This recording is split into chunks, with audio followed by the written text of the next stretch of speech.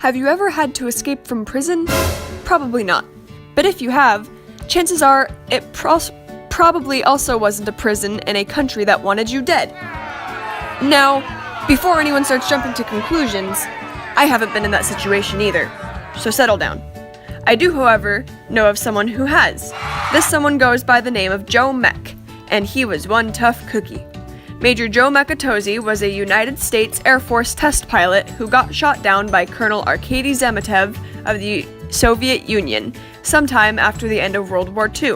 While in prison, he gets questioned and threatened a bit, but before the end of his first night there, he manages to break out of his cell, and as stated on page 27 of Chapter 4, the American pole vaulted over the wire! That's right, Mac jumps over the electric fence and escapes into the taiga. This is when the real journey begins. Mac travels through the sub-zero terrain with almost nothing but his wits about him. Luckily, he has learned a lot from his Native American heritage and is very capable of dealing with everything the long hike up to the Bering Strait throws at him.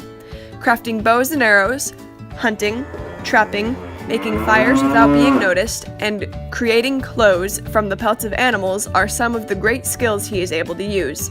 He is so successful, in fact, on page 54 of Chapter 7, he says, "Go back, old bear, and tell your cubs that tonight you say you saw a Sioux warrior, and he let you live because he had killed enough for the day." Along the journey, he is directed to a small village, where he meets a girl named Natalia. He does not stay there long, for he knows he's being hunted by the Soviets, but he stays long enough to have developed feelings for Natalia. Strong feelings. Feelings of adoration. Feelings that might dare a person to accuse our pal Mac here of being Twitter-pated. Only, he didn't ever actually reveal those feelings to her. He wasn't very emotionally available. Well, anyway, Mac goes on his merry way, but not before promising Natalia that he would get her to America, seeing as she too wished to escape the Soviets. More trials are thrown Mac's way as he braves through Siberia. Alekim, a Yakut Indian hired by Zametev, is the only man able to get on Mac's scent. There is also a woman who somehow manages to get pretty close, though. Kara, Zametev's girly friend, is also on Mac's tracking duty, but she does a better job at finding where he has been instead of where he's actually going. Side note, Kira and Zametev are an item, but while Zametev really does trust her, he doesn't actually have real feelings for her. She's just a pawn in many of his strategies.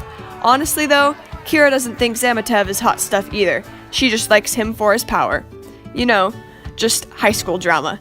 Anyway, Alekim catches wind of Mac a number of times, but for the most part, Mac is able to shake him by causing avalanches and shooting down helicopters with his homemade arrows and hiding in tree trunks overnight.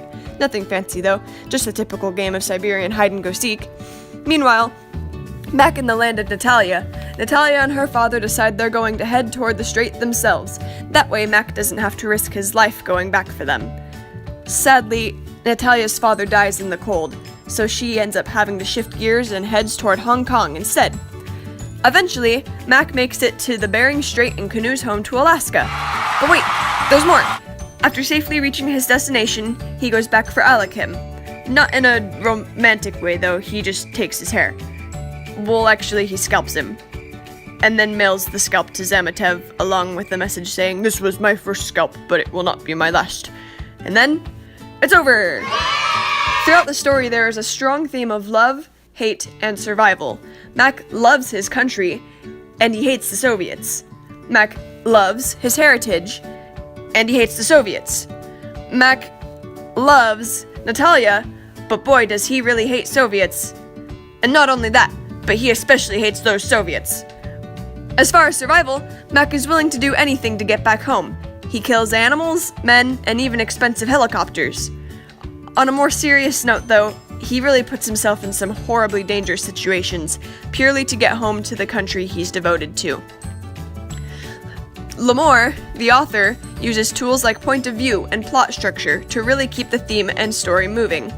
There is a sort of omnipotent point of view, allowing the reader to understand the thoughts of all the characters, without becoming overwhelmed by too much detail, or left hanging by too little.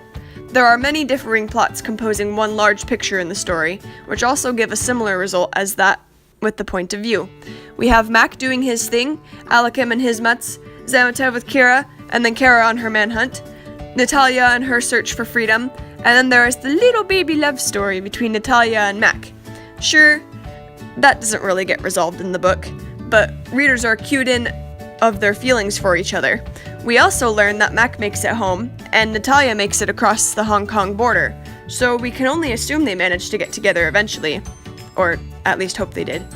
All in all, Last of the Breed by Louis L'Amour is an exciting read with excellent structure and survival tips. Well, kind of. Anyway, thank you.